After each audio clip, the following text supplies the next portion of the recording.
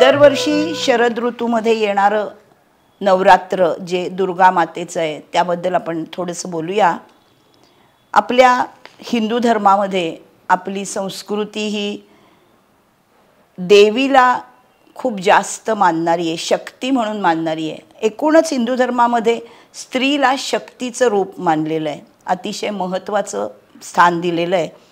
आणि जे मराठी महिने आहेत त्याच्यात चैत्र वैशाख हा वसंत ऋतू, ज्येष्ठ आषाढ ग्रीष्म ऋतू, श्रावण भाद्रपद वर्षा ऋतू आणि अश्विन कार्तिकमध्ये येतो त्याला शरद ऋतू असं म्हणतात.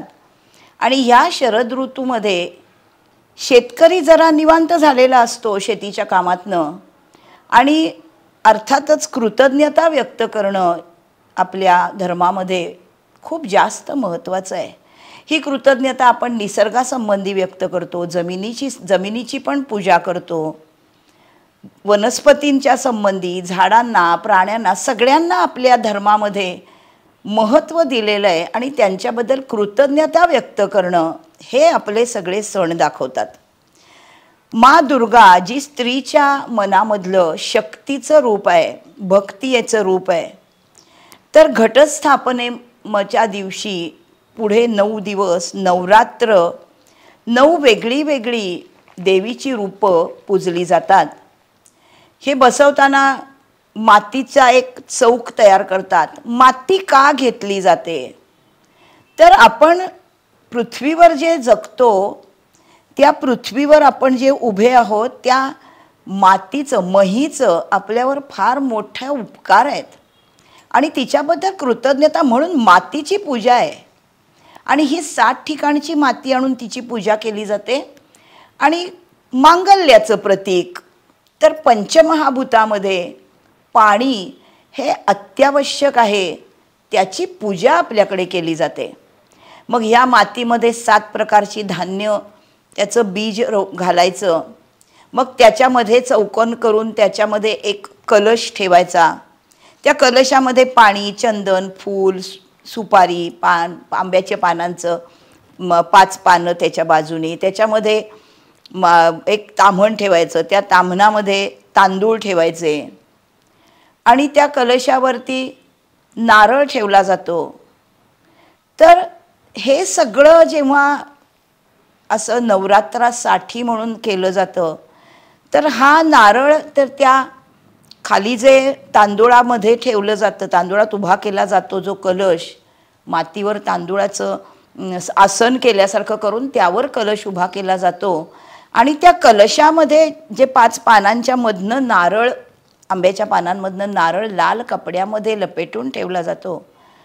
या सगळ्या गोष्टी ह्या आपल्या हिंदू धर्मामध्ये कृतज्ञता व्यक्त करणं म्हणजे पूजा असं आहे.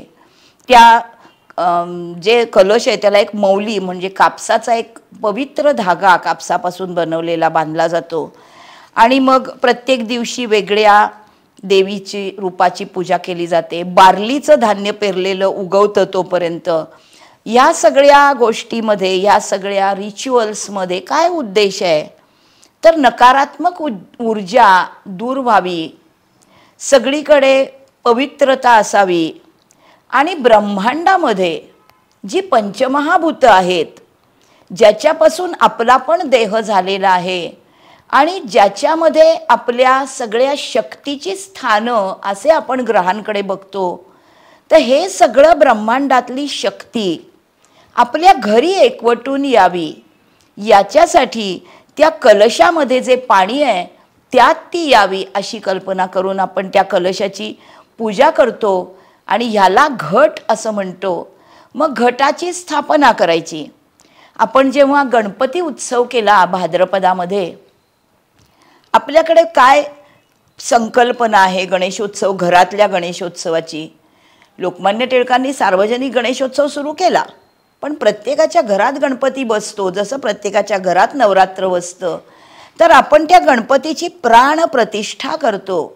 म्हणजे त्या गणपती बाप्पाच्या मूर्तीच्या छातीवर आपला उजवा हात ठेवून आपण प्राणाची त्याच्यामध्ये प्रतिष्ठा करतो अशी कल्पना करतो. कारण आपण देवतांचं पर्सॉनिफिकेशन केलेलं आहे.